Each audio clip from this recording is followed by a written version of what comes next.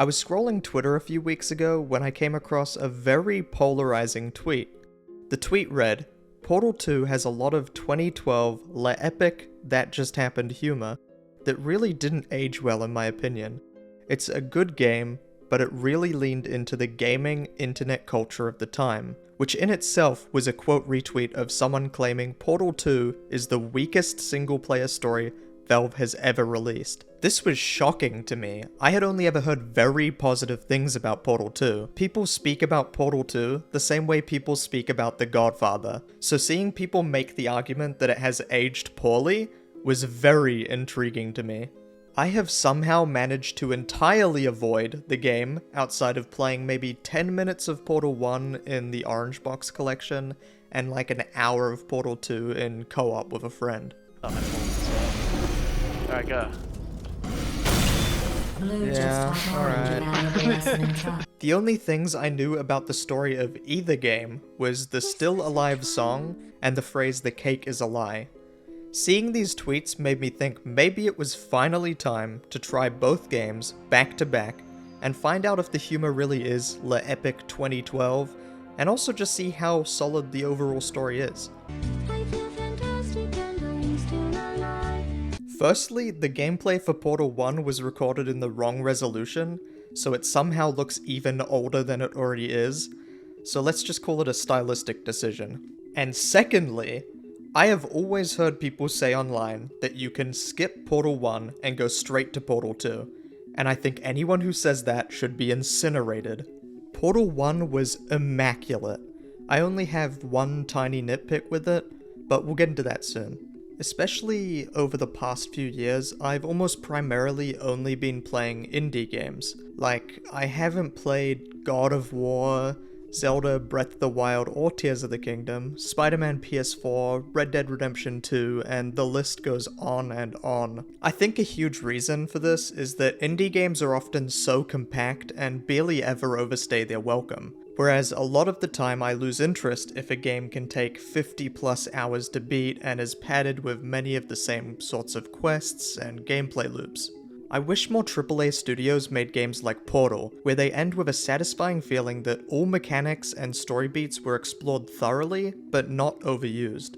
Portal 1 could have easily stuffed in multiple more test chambers and reusing the same mechanics over and over to pad out playtime, but it really feels like the game comes to a very natural end that frankly couldn't have been more perfect.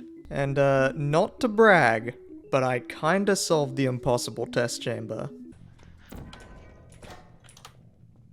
What the fuck? This is me flying. Holy shit, you solved the impossible test. You remain resolute and resourceful in an atmosphere of extreme pessimism. I am not afraid to admit I laughed at almost every bit of dialogue. Even when it didn't get a laugh out of me, I at the very least had a huge grin the whole time. Even the turrets were funny. Stop shooting!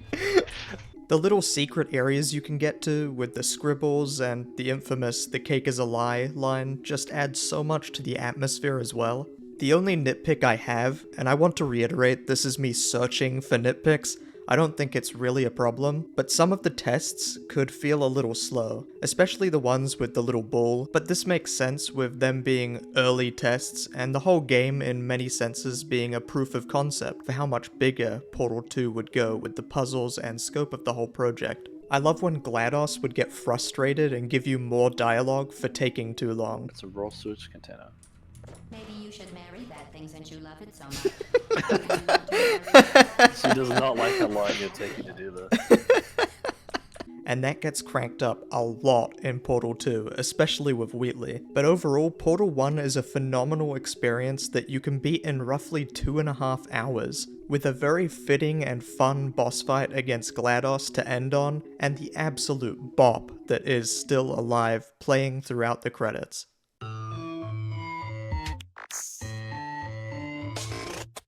I need to start the Portal 2 segment with the most mind-blowing part to me. How did I never know J.K. Simmons was in Portal 2? As soon as I heard his voice, I immediately googled to make sure I wasn't hearing wrong. And the fact that Wheatley is voiced by Stephen Merchant, what a cast. One of the biggest takeaways from those Twitter threads was that people find Wheatley very annoying, and I'm going to be a brave boy and say I found him funny from the moment we were introduced. Hello, Wheatley. Speaking in an accent that is beyond her range of hearing. Look, Metal Ball, I can hear you. Run! I don't need to do the voice. Run!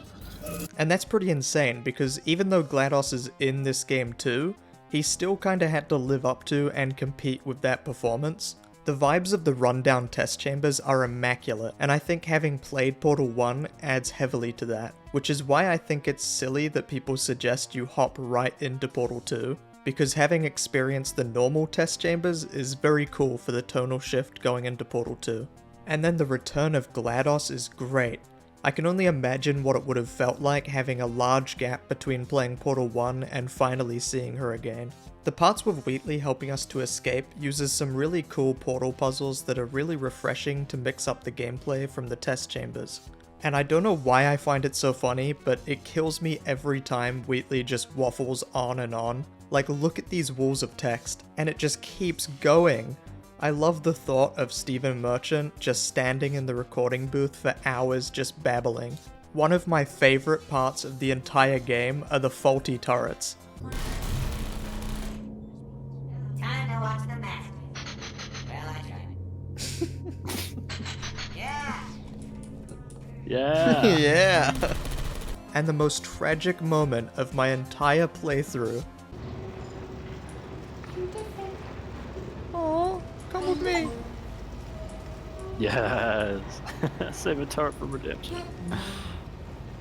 Get mad. Don't like lemonade. Oh, why not? I know, I get it. Oh, I swear I forgot it would kill him. The button scene where Wheatley and GLaDOS are fighting over you pushing the button is so funny, especially if you hold off on pushing the button. Been stalling you. We just pressed the button. Use the moment of confusion I've just created to press the button.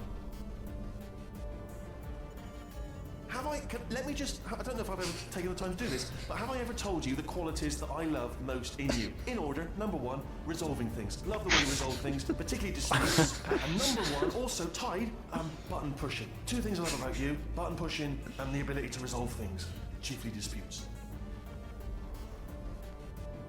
First thing I thought Like about you when I intense saw you, I music. thought, now, there is a lady who could resolve any button-based disputes if they should arise. A diamond in the rough, if you will, a bloody natural, a born dispute resolution advisor in need of a button. I shit you not when I say I somehow did not see the evil Wheatley arc coming. I thought we were homies, and oh my god, the tonal shift of Chapter 6, The Fall, is amazing. The feeling of first looking around at the huge scale of this lab is incredible, and the whole chapter with Cave Johnson feels like a breather. The almost retro vibe of the new testing chambers and the little segments outside of the testing chambers are all so memorable and fun. The goo puzzles are very cool and very refreshing. I feel like they were the puzzles that made me have to think the most.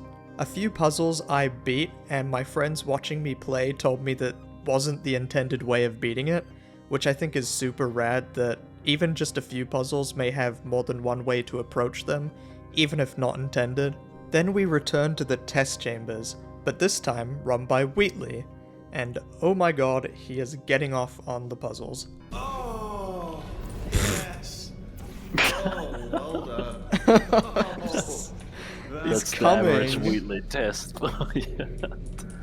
Getting to experience the iconic "This is the part where I kill you" after my friends had been quoting it for years was funny, and you can get an achievement for listening to him and jumping off the edge. Oh, could you just jump into that pit? Would you just jump into that pit for me? Would you just jump into that pit? There. That deadly pit. That's the part where he kills you, kid. Oh, wow, good. I didn't think that was gonna work. I got an achievement. Show that to his boss. The boss fight that this was all leading to is so good, and I can't imagine not having played Portal 1 beforehand, because this fight is made better having the narrative of GLaDOS now helping you in a fight that feels very similar, but making use of the new mechanics introduced in this game. When the moon became visible, I instinctively clicked without even thinking, and didn't realize that was actually the solution. How insane of an ending, just blasting Wheatley into space. And GLaDOS letting you walk free, but not before faking you out with the turrets in true GLaDOS fashion. Overall, I genuinely think this might be the closest thing to a perfect game. None of the puzzles or rooms felt like they didn't belong. The sequences with Cave Johnson and escape sequences outside test chambers were really good at changing the pace and keeping the gameplay fresh. Outside of running the fat joke and orphan joke into the ground, I think the humor 100% holds up. And I don't know if I missed something, but I don't think any of the humor was a product of its time. And my final thoughts on having just experienced Peak. Please, if you ever suggest your friend play Portal for the first time, make sure they play both games back to back.